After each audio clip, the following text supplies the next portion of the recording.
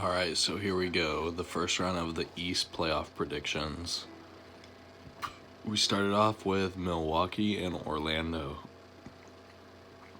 And I mean, this isn't even a contest. Milwaukee, every single matchup this year, is averaging a 17-point victory. Milwaukee and Orlando just has no chance.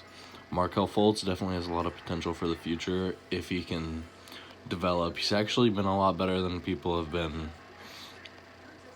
saying by looking at him. He's actually been a very solid fantasy player, very solid for passing, assisting, still a very talented player, but that team's not there yet.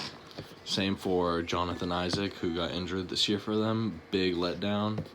And I mean, what are you going to tell Evan Fournier and Nikola Vucevic to carry the load, or Aaron Gordon? It's just not like that. Michael Carter-Williams isn't going to come off and splash. Bucks just have a lot more weapons, whether it's like DiVincenzo off the bench or starting. We got literally Giannis, the MVP, who's going to guard him. Chris Middleton and Eric Bledsoe both win their matchups. Eric Bledsoe's just a tough dude, hard to get into him, and for Markelle Fultz, such a young dude, doesn't even stand a chance against Eric Bledsoe mentally. Alright, moving on to the next one. Toronto and Brooklyn Nets. So, Brooklyn, just KD, Kyrie, a lot of complicated things going on for there. And Toronto with Pascal Siakam on the rise. There's no way that the Toronto Raptors can find a way to lose to the Brooklyn Nets. Brooklyn Nets honestly don't even know how they found themselves in this position, because Spencer Dinwiddie and Caris LeVert have just been dominating for Brooklyn this year. That's the only reason. Caris LeVert came back, he was alright, but Spencer Dinwiddie, he's been a deciding factor this year. And that stuff with DeAndre Jordan and Jarrett Allen, that's just bad too. Come on, figure out who your center is. Don't make them beef it out. But yeah, Spencer Dinwiddie is the lone backpack man on that damn team. Okay.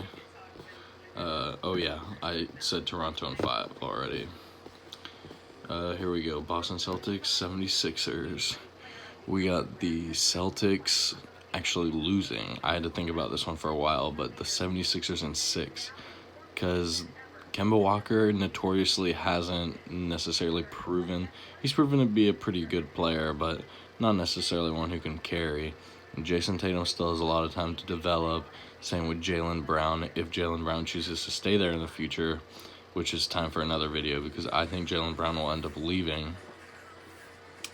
And I mean, come on, is Daniel Tice gonna sit down there and stop Joel Embiid, or Ben Simmons? It's just it's not a good matchup, because the 76ers are way beefier, more grown men, more mean, and the Celtics are more razzle-dazzle. And in this situation, I think 76ers brute force will dominate in the paint. This is considered an upset, though, because the Celtics are a 3 seed in this. Okay, here we go. Miami and Indiana Pacers. I had to think about this one for a while, because if Victor Oladipo plays and Malcolm Brogdon is dominating, then this is going to be a very good matchup, because they got Sabonis, Miles Turner. This is a very, very good Pacers team, don't get me wrong. Better than what they say on paper. But Jimmy Butler and Bam Adebayo, I have them pulling it out here. And Andre Iguodala, the pickup for them, very good pickup.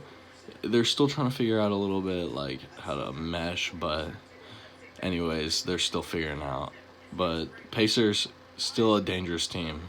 So it should be close. Could go either way, honestly. Would be super interesting to see Malcolm Brogdon pull something out of his bag and just beat the Heat straight up, because he's a great player too.